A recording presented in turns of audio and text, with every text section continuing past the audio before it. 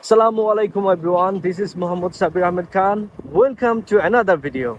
Today I will share with you some confusing words that we really often use in our daily conversations.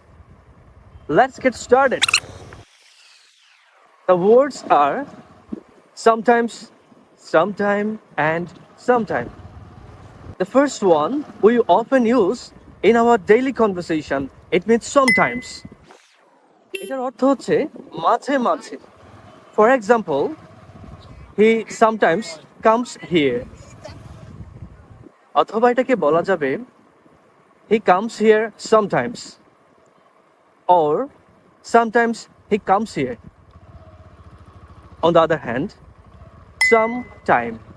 This is very confusing with sometime. Sometime it means কিছু সময়, যেমন কিছু সময় অপেক্ষা করো আমি আসছি. Wait some time, I'm coming back.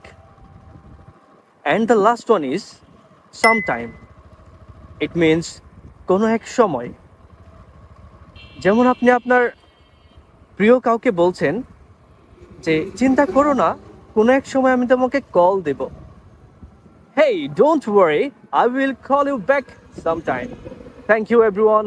Happy learning.